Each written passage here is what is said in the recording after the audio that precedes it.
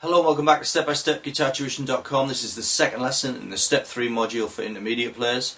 Today we're going to look at Aeolian and Locrian modal scales. For this lesson I'll assume that you understand the basic theory of major scale modes. If you don't, then I'd recommend that you take a look at the intermediate Step 1 Lesson 2 before you continue with this lesson, and also don't forget to refer to your lesson notes for more useful information. So let's start with the sixth mode of the major scale, which is called the Aeolian mode, and it starts on the sixth note of the major scale, which in the key of C major is the note A. 1, 2, 3, 4, 5, 6.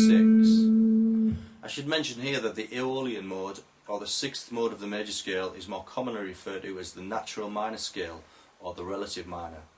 So let's play the C major scale, but instead of starting on the first note C, we'll start on the sixth note A, and that gives us the Aeolian mode or the sixth mode, which sounds like this.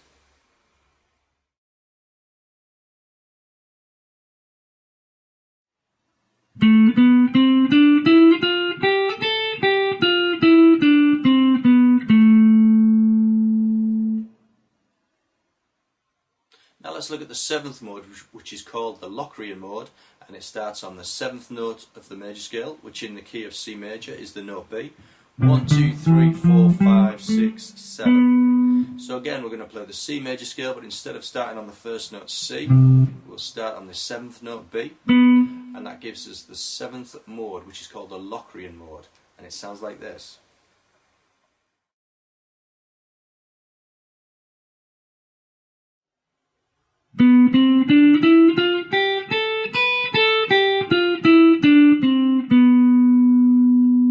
The intervals that give the Locrian mode its distinctive sound is the combination of the minor second and the flattened fifth.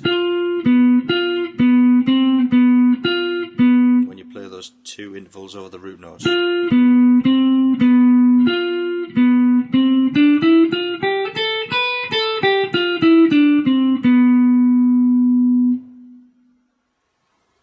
So now let's look at a two-octave scale pattern for both the Aeolian and Locrian modes, starting with the Aeolian mode, or the sixth mode, from A to A.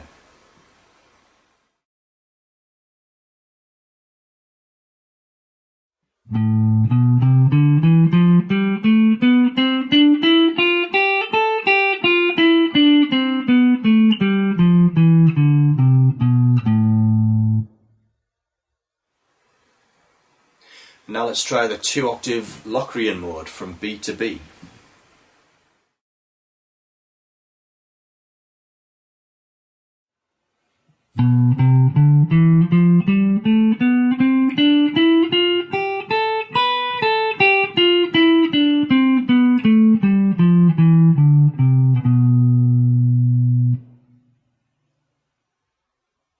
So that's a two-octave Aeolian and Locrian modal scale.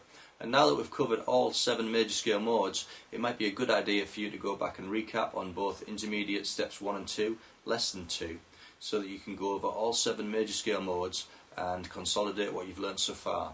Later in the step-by-step syllabus we'll be looking at how you can apply those modes when you're improvising.